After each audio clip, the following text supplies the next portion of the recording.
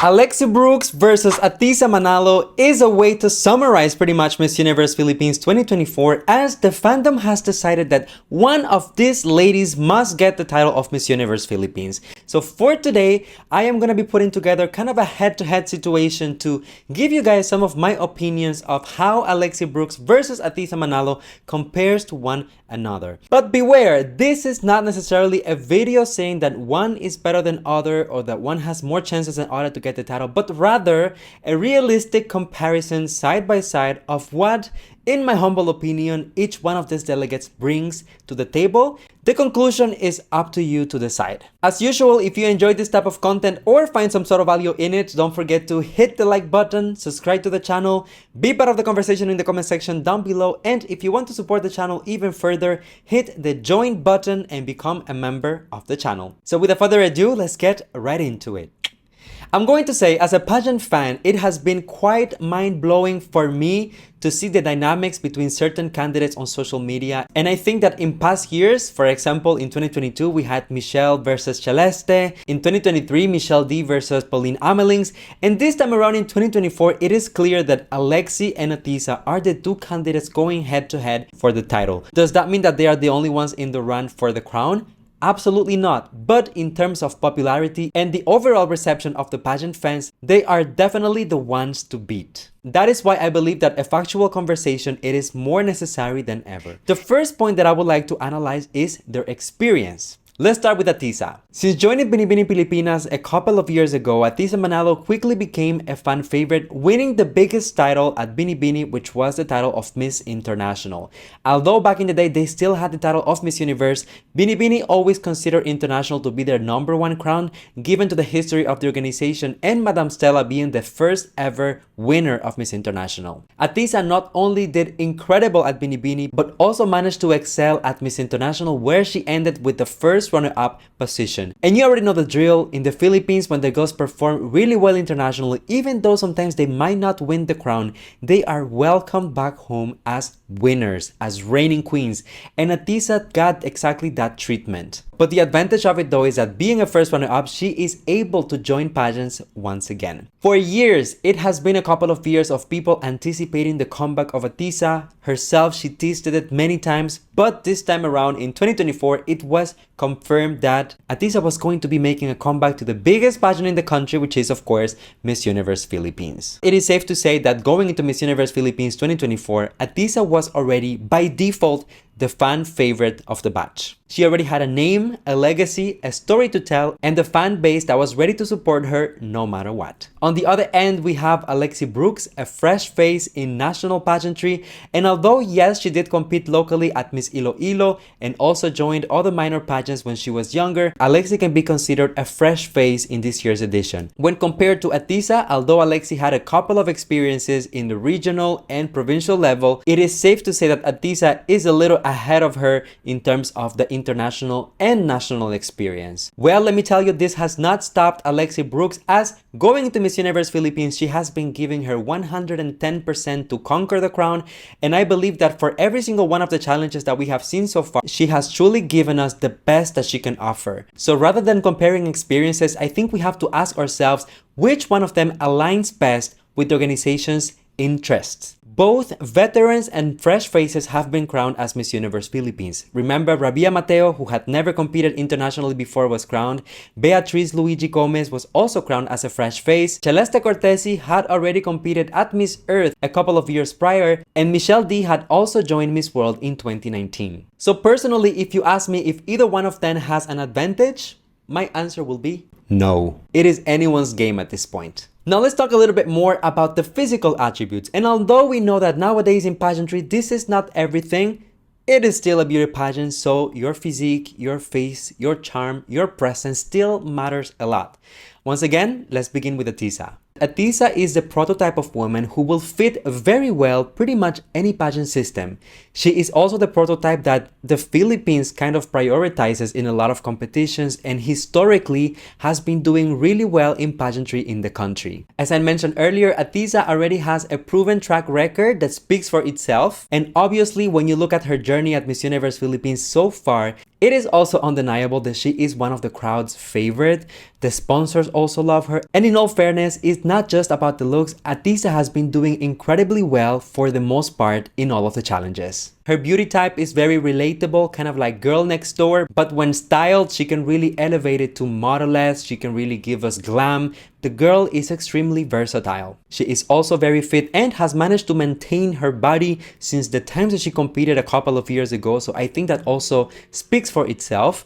And on the other end, Ahtisa also possesses an impressive social media presence, which nowadays it is undeniably important in pageantry. Although a lot of organizations will not admit to it and they will say that they don't really care about the candidate's following or support system, it always helps and comes in handy when you want to have a successful reign, right? On the other hand, when it comes to Alexie Brooks, she is a little bit outside of the norm and the prototype of girls that normally will be crowned in the Philippines to be sent out internationally. The first thing that we can point out, of course, is the skin color. Although the Philippines is an extremely diverse country, historically, darker skin tones do not tend to do so well in pageantry.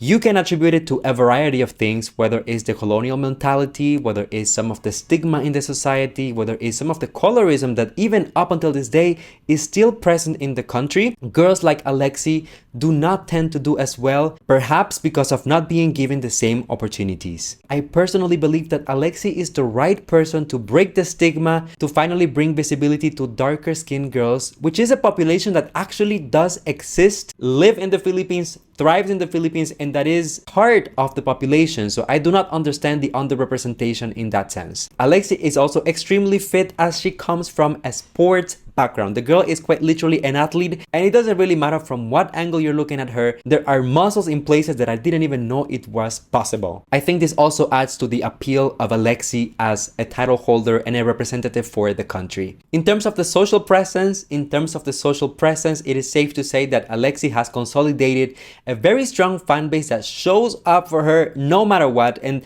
this is precisely one of the reasons why we are even having this conversation of Alexie Brooks versus Ahtisa, a fresh face versus a front runner. I think it's also worth mentioning that Alexie brings an edge to the table that is also not very visible in pageantry. Normally, we will get these very hyper feminine girls with very specific styling, very specific looks, and Alexie is completely outside of that norm. She has a very hybrid persona. I don't think that Alexie is defined per se by what she's wearing, but rather she tries to present how she feels, how she identifies through fashion. Now let's move on to one of the most important parts, which is the walk, pasarela, rampa. This is something that as pageant fans, we all love and go head over heels about, because the walk is one of the most entertaining and essential parts of pageantry. I mean, if you don't agree, fight me about it. When it comes to Ahtisa, one of my biggest concerns going into Miss Universe Philippines is that her prior pageant experiences were radically different from the one that she is currently joining. Back then at Binibining, Ahtisa showcased her skills on the runway. However, the moment that she won the title for Miss International Philippines, she had to adapt basically to the prototype of a Miss International, what they will look for. Japanese culture is very different and very specific in the type of things that they like. So Ahtisa had, of course, to somehow, to a certain extent, fit that particular mold. Coming back to pageantry for Miss Universe Philippines, what is expected of her is radically different. So I knew that Ahtisa would have to train extensively in order to be comfortable enough and fit this new mold. In my opinion, she has been doing a great job so far. She has even developed what I consider to be kind of a signature walk. You know, when she's walking on the runway and then she doesn't really pose, she doesn't stay still, she kind of bounces on the spot before she transitions. Although the walk, it is not always a hit, it is safe to say that since the very beginning, Ahtisa has been improving and getting stronger and stronger when it comes to her presence on the runway. Now, if we're having the same conversation about Alexie Brooks, we can say that some of those comments also apply to Alexie. However, there is really no comparison between these two. Alexie has more of an impactful walk with a stronger step and a stronger presence. Alexie is not as much about the bounciness of it all or the playfulness, but rather just commanding a strong presence on stage. I can also say that this particular type of walk could do very well in different pageant systems. This is not precisely a Miss Universe walk. This could apply very well to a supranational walk. This could apply very well to a Miss Grand walk, and even to newer and upcoming pageants such as Miss Charm or even Miss Cosmo. Although Alexie tends to be a little bit more consistent with the walk, she received a lot of feedback because of the facial expressions, which, in all fairness, as of right now, it's something that I have seen her addressing and effectively correcting, at least as of recent presentations. Alright, now it's time for advocacy, which we know is core, center of pageantry in today's society. I cannot imagine a pageant that has been able to build a name, a reputation, or even a fan base without having a strong purpose. When it comes to Ahtisa, after her Miss International stint, she really focused on her business. She kind of distanced herself a little bit from the public eye and really just gave her all to her business ventures. Because of that, coming back to pageantry, she has really focused on that aspect, wanted to empower women to pursue their business dreams, to give them the tools that they need in order to succeed in business, to educate and create more financial literacy for women, which I think is very important. Ahtisa has also been historically an LGBTQI+ ally, and of course, coming back to Miss Universe Philippines, she has kind of been blending these two aspects in order to create an overall advocacy. Now, when it comes to Alexie Brooks' side of things, she is an advocate for inclusivity, for representation, for visibility, and this is something that comes across as extremely true to her, as it is pretty much the experience that she had growing up with a darker skin tone in a society that sometimes can punish you for simply looking different. Alexie has also been vocal about her support for the LGBTQI+ community, so this is something that both of them have in common. And if I'm being completely honest, completely neutral as well, I actually worked on a video here on the channel where I went through my top 5 picks, basically Instagram pages, to see their social media presence, and one of my comments for both Alexie and Ahtisa was that they needed to give a little bit more visibility to their advocacies, at least on their socials. This is such an important part of the pageant, and I feel like for both of them, I had to go out of my way to look for material of them, whether it is talking about the advocacy or presenting basically what they're doing with the platform. This should be the focus, the center of it all. So there is absolutely no reason why when I go on their pages, I wouldn't see a pinned post, like a pinned comment, like a link on the bio. Something has to be available. Now let's talk about marketability. It is not a secret to anyone that pageants are a business. The pageant community exists, the pageant industry also exists, but the pageant business is also a reality. And when these organizations select a title holder, they're not only selecting the ambassador of the brand for an entire year, but they are also selecting in a lot of occasions the face of some of the sponsors of the organization, someone that could help them grow the roster of sponsors, the roster of partners who could open certain doors and create strategic collaborations. That is just the reality. When it comes to Ahtisa, it has been proved over and over again that this woman can sell. She is marketable because, as I said earlier, she is considered to be pretty much the prototype of beauty that is often celebrated in the Philippines. She already has a fan base, she has a following, she's a woman that is already appreciated, has a name, a legacy. So Ahtisa as a proposal is extremely interesting for sponsors, for partners, for collaborators, and for the organization itself. When it comes to Alexie Brooks, given the fact that she has a different look, an edgier look, a more out-of-the-box look, she also represents a pretty interesting offering for sponsors, partners, collaborators, and to the organization itself. Not only she brings with her a whole new crowd of people who are supporting and following her, but at the same time, she is a very interesting offering for perhaps companies that up until now haven't collaborated yet with the organization because perhaps they don't see themselves reflected with the type of title holders that are traditionally selected. Alexie Brooks also represents basically diversity, equality, representation, visibility, which are things that in today's society are heavily celebrated. Because of that, Alexie could be very strategic and very effective at securing partnerships for Miss Universe Philippines and making sure that more girls like her have access to this type of opportunities. Now, once again, just pulling back a little bit and trying to be as neutral as I possibly can, it is also undeniable that both Alexie and Ahtisa have been extremely successful in terms of the sponsors. When you look at all of the different sponsor activities of the pageant, I think that they're actually going head to head and perhaps having even very similar amount of wins. Communication skills is something that we cannot neglect, okay? It is a lie in today's world, in today's day and age. If you tell me that communication skills are not important, maybe you are lying to yourself.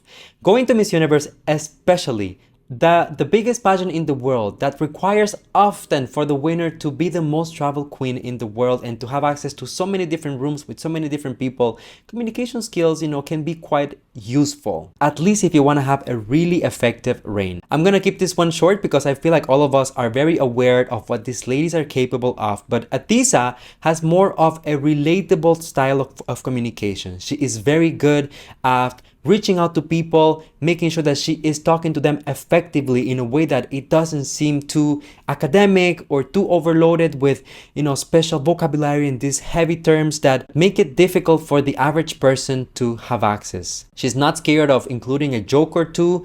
And at the end of the day, when you listen to Ahtisa, it's really just like talking to a friend. And perhaps that's one of her biggest strengths. She is very good at making people feel seen and like they're talking to someone that represents them. Moving on to Alexie, this girl is an impactful speaker. Alexie speaks like a leader. Alexie has a lot of conviction, a lot of confidence in herself, and she knows that she is a great speaker. Actually, you guys can go ahead and check out my interview with Alexie, which I did have here on my channel. And by the way, it actually just became one of my most watched interviews ever. One of the things that I mentioned during that conversation is that I posted the whole interview without any edition, without any cuts, because I really wanted people to see, to witness how fluent it was. There was no awkward moment, there was no empty silences.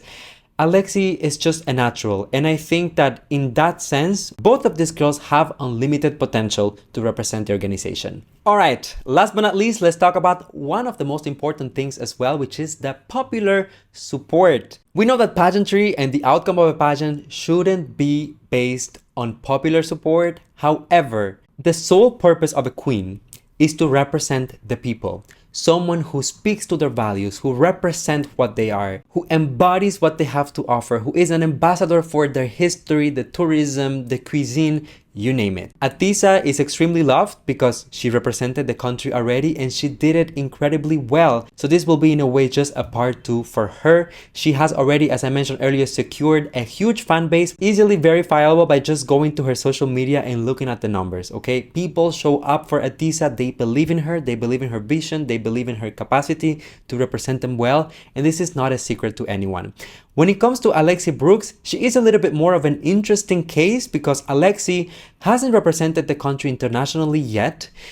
She, as I said earlier, is pretty much a fresh face in pageantry. However, she has gathered this huge support that comes not just from Iloilo, not just from the Philippines, but from abroad. I get messages of people talking about Alexie from all corners of the world, and to me that is mind-blowing, as this is a woman that, remember, hasn't even had the chance to represent the country internationally just yet. In terms of popular vote, I think like both of them, Ahtisa and Alexie, have been doing very, very well, although I do feel like Alexie's fan base, it's a little bit more present on social media and goes out there a little bit stronger than Ahtisa at the moment. You know what? I told you guys in the beginning of this video that I really wanted just to present some facts and send you away basically for you to be able to make your own conclusion, but I will not leave you dry just like that. I'll give you some of my thoughts. If you have noticed in my comparison all throughout this video, I think that often Ahtisa and Alexie have very similar feats. Granted, one of them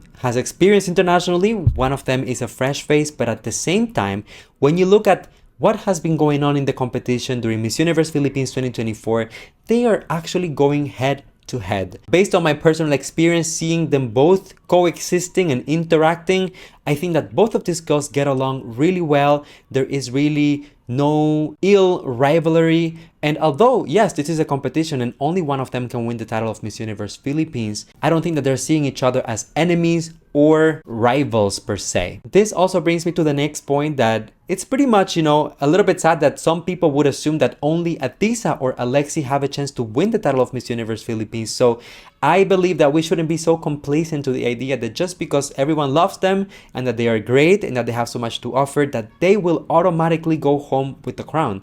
Remember, just this year at Miss Universe Philippines, there are 5 titles, so you never know where destiny might take you and which queen might take home which crown. So if you want to know who would I crown as of right now as the next Miss Universe Philippines, well, you have to stay tuned for my next video because I am going to be revealing my final prediction.